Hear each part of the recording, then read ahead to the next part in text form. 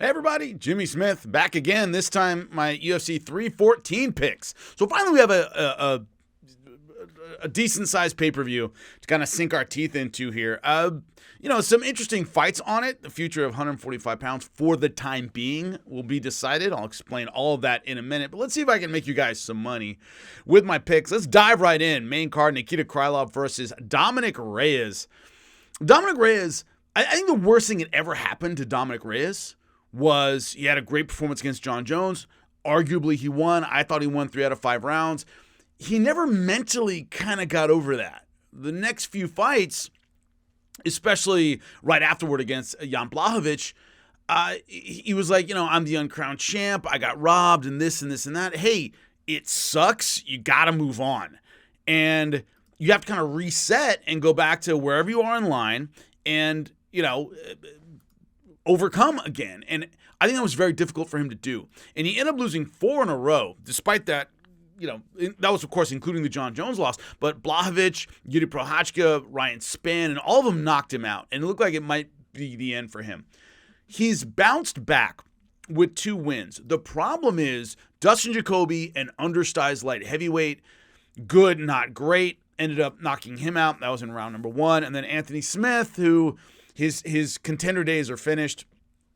So he's kind of righted the ship in a sense, but the last 2 fights haven't really told us where he is vis-a-vis a really tough fighter who's kind of near their prime, because I don't think Anthony Smith or Dustin Jacoby fit that bill at all. He's big for 205 pounds. He is very powerful. Has very good straight punches, comparatively well-rounded, but it's really what he does on the feet. And the problem is that bit him against, Prochazka and Jan Blachowicz. Got knocked out in those fights. He just tends to stand a little longer than he should.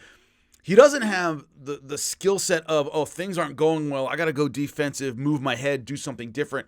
His defense a lot of times is his offense. So when he gets in a firefight and he ends up losing that firefight a little bit, he doesn't have anywhere to go. And the problem is Nikita Krylov is a tough guy who might require a little bit of that subtlety, right? He might require a little bit of that, things aren't going my way, I got to change angles, got to do something different. Nikita Krylov has only lost to really good guys recently. Now, there was a loss to Paul Craig. Paul Craig is just funky.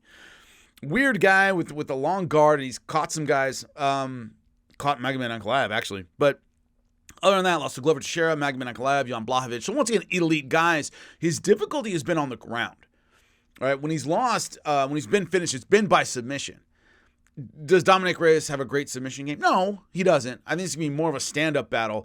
And I think, unfortunately, that favors Nikita Krylov a little bit. If Dominic Reyes had done better against better talent recently, I could see going with him in this one. But I think Nikita Krylov is that tough kind of fighter that makes you dig deeper into your toolkit, and we haven't seen Dominic Reyes be able to do that since the Jon Jones fight.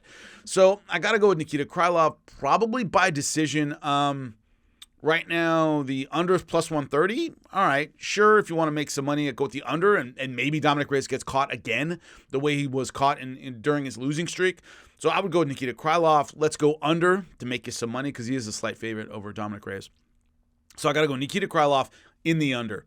Bryce Mitchell, Gene Silva. Don't get me started about Bryce Mitchell. Again, I did a whole separate piece about that mother effer. I hope he gets destroyed, but I got to be neutral to some degree about the tactics here. The problem is Bryce is under, the crowd's going to be booing. He's under a lot of stress. I don't think he's a great fighter. I think he's good. He's a solid mid-level guy. Beating up Crone Gracie doesn't tell me a whole lot. And Ilia Topuria housed him. Okay, I think Ilia Topuria houses just about everybody at 145. We'll get into Volk in a second. So it's one of those things where Bryce, if he can physically dominate you, if he can use his wrestling, if he uses his size, he can bully you a bit. But I don't think he's technically as sound as a lot of other fighters. I think Gene Silva, and this could be my emotions talking here. The under is minus 160. So they're thinking he beats Bryce Mitchell and he beats him early. I don't see that. I think Bryce is tough. I think this might go a little while. I'm still going with Gene Silva, who is a massive favorite, minus 2.5. I think that's a little big, but I'm not picking Bryce Mitchell. So I got to go with the over if you're going to make money, because I do think Bryce Mitchell is a tough dude. The over's 2.5 rounds. This could go decision. It could go late. I got to go with Gene Silva over Bryce Mitchell because I don't think Bryce Mitchell can physically big man him. And he's one of those fighters that needs that. He needs to be the bigger guy. He needs to make his wrestling be a big factor. I think Gene Silva is too well-rounded, dangerous on the feet. So he can clip you and he can hurt you. So you can't go wild in this guy and kind of bull your way in. I got to go with Gene Silva. Let's go with the over to make you some money. Moving up the card. Yair Rodriguez, Patricio Pitbull. This is a guy I, of course, have a ton of experience with. I call a ton of Patricio Pitbull's fights. When I broke this one down, one of the things I said is, and earlier when it was first announced, is Patricio Pitbull, number one, is past his physical prime. He was at his best a few years ago. He is getting on in years. He's been through some very tough fights. He was Bellator champion forever. One of the hardest punchers I've ever seen pound for pound. That's not an exaggeration. I've held pads for the guy. The guy hits unbelievably hard. But his style's real basic. Hands up, chin down, good leg kick, good 1-2, really solid jiu-jitsu, built like a freight train, really strong, good at pacing himself, good fight IQ. But the guys who gave him difficulties in his career were the versatile guys who had styles that could kind of, I don't want to say ticky-tack him because a lot of those guys had power, but if you had good footwork and you moved and you angled, Pitbull will end up kind of following you around and you can eat him up as he chases you. That's what Pat Curran did when he lost to Daniel Strauss. That's what Daniel Strauss did. That's what Sergio Pettis did. Yair Rodriguez is cut from that cloth. He's an outside guy. He's really rangy, throws a lot of spinning kicks, a lot of unorthodox stuff. And the problem is those kind of techniques oftentimes, not always, but often would kind of freeze Pitbull. And he would end up kind of looking at you rather than being aggressive and going for you. AJ McKee, someone had, kind of an outside style with a lot of movement. In their second fight, he was, Pitbull was able to find the kryptonite for that. But in the first one, he caught him with a guillotine and finished him. It's that idea that outside game kind of funk can bother Pitbull. And that's exactly Yair Rodriguez's style. Now, Yair Rodriguez is not a spring chicken either. So you're kind of betting on which guy has more gas in the tank. Right now, I'd say Yair Rodriguez. Also, his UFC debut, a lot of fighters stumble in their UFC debut, even ones that go on to do great things. Anthony Pettis became a champion, lost to Clay Guida in his UFC debut. That happens. Luke Rockhold lost his UFC debut and ended up being champion. It's not these are bad fighters. It's just a lot of times that first one, like any of us starting a new job, right, or starting a new place, you making adjustments, figuring things out, and there's a guy trying to kill you who's been there before.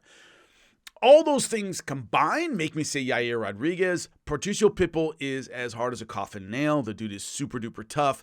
I don't think he finishes him unless he catches him with something big. Let's see what the odds makers have to say. And it's Yair Rodriguez is almost a 2-1 favorite. And wow, it's weird. The over is minus 175. It's 2.5. Yeah, okay, I can see that. It seems like a lot. But the under is plus 135. So, yeah, it probably goes to decision. Once again, the over is minus 175. So, you're not going to make I'm sorry. Yeah, the over is being favored, right, by the odds makers. So, it is what it is. But I think Yair Rodriguez by decision is the smart play here. So you can add something in to make some money because the problem is both of those are the favorites. You're not going to make a ton of money. Michael Chandler versus Paddy Pimblett in the co-main event. I could talk about this one forever. Look, it's very simple to me. I'm looking at two fighters who have glaring weaknesses. And it's a matter of what glaring weakness can be brought out by the opponent. In Paddy Pimblett's case, his glaring weakness is he does take a lot of punches, even against B and C level guys, right? Guys that were on the way up that he should have blown away. He did finish them, but he ate a lot of punches, got knocked down, got put on his butt by guys that are like, shouldn't even be in there, really aren't UFC level guys, would catch him and drop him. Michael Chandler, his weakness is long, difficult, grueling fights that require some tactical adjustment and some pace management. Mike can't do either one of those things. He always comes out like he's shot out of a cannon, trying to finish everybody in the first round, and then he runs out of gas late and doesn't make the right tactical adjustments. He just, if there's a wrong decision in a fight, that costs you some energy for no reason, Mike will make that decision. Whether it's, Benson Henderson, the suplex in round 1 for no reason, Charles Oliveira slamming him on his back that does absolutely nothing, just looks good but costs you a lot of gas, and then you're on your back with Charles Oliveira on your back. He just can't pace himself in long fights, and he just tends to make the wrong decision. But that's been against the elite of the elite. He's had a murderer's row of fights. Charles Oliveira twice, Justin Gaethje, Dustin Poirier. Folks, he fought everybody who's, worth anything in the UFC other than obviously Islam Makhachev. And yeah, he came up short. The only 2 guys he beat were Dan Hooker and of course, a shot Tony Ferguson. But, did have, entertaining, in some cases, competitive fights with the elite of the elite. But those guys could drag Mike into a long, difficult fight, right? Even if it's a 3-rounder, okay?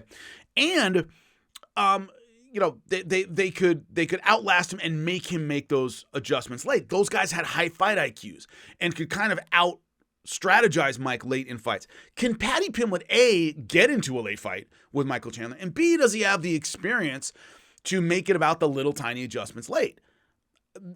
I don't know about that. I really don't. Paddy Pimblett's strength is his unconventional submission game.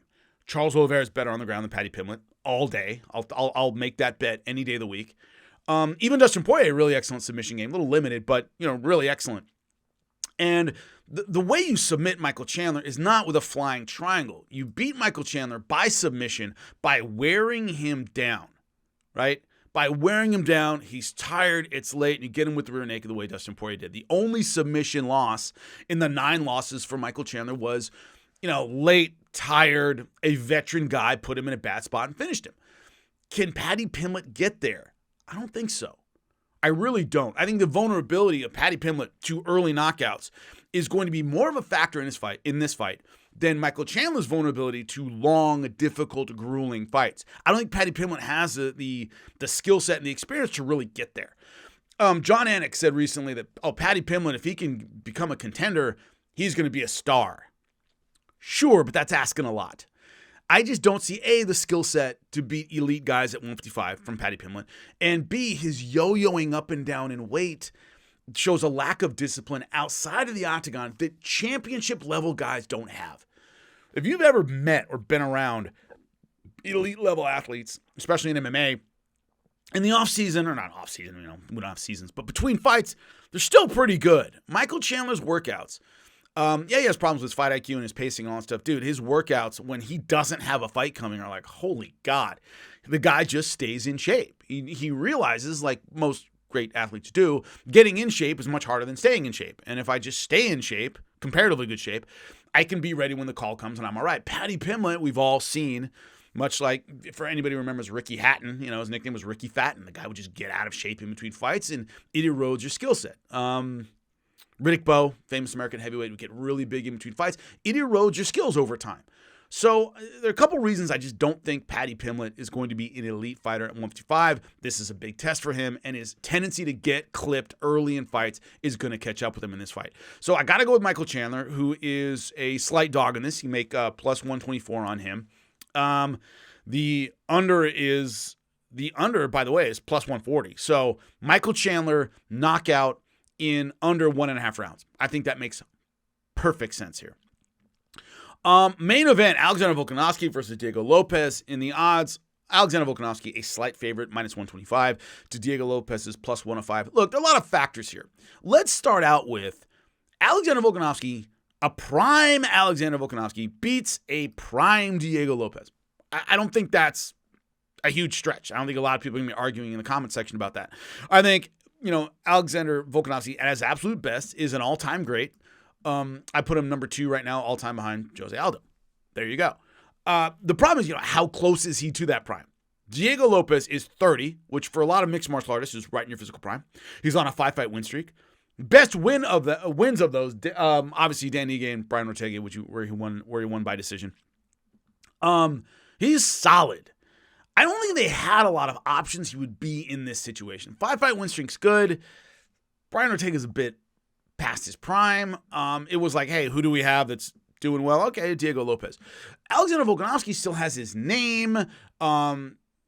he has stepped up for the UFC multiple times, most notably with the Islam Makhachev fights. But he's 36. He's been through some tough fights. He's lost 3 out of his last 4 fights.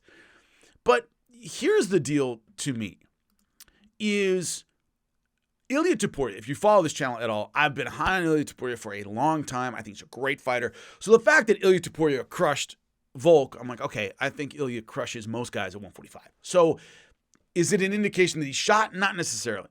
He got blown out by Islam Makhachev last time fight. Sure, I think Islam Makhachev blows out the vast majority of featherweights. I think he kind of underestimated Volk in the first fight. That's why he kind of overperformed.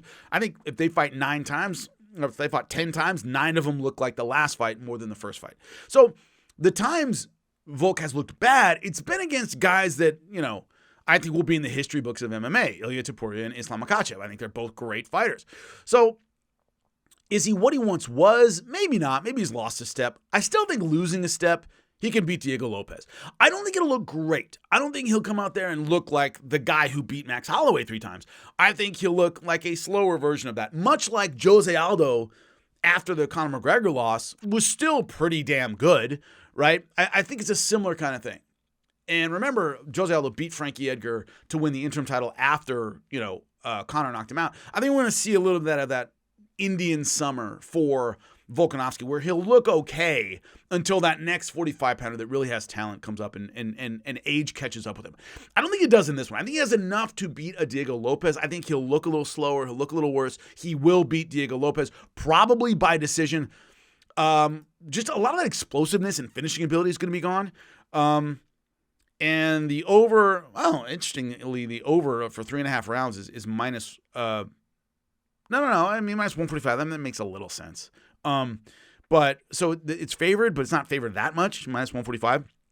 I think this almost certainly goes to decision because that explosive finishing ability is one of the first things to go as you get a little bit older. So, and also I think he plays it a little safe, right? He got cracked his last couple losses. So this idea that he might be a little gun shy, might make him start a little slower, I think that's all a factor. But I got to go with Alexander Volkanovski. I got to go by decision. Those are my picks. I will, as always, own them on Monday. I appreciate all of you. Leave me a like, leave me a comment. I'll talk to you soon.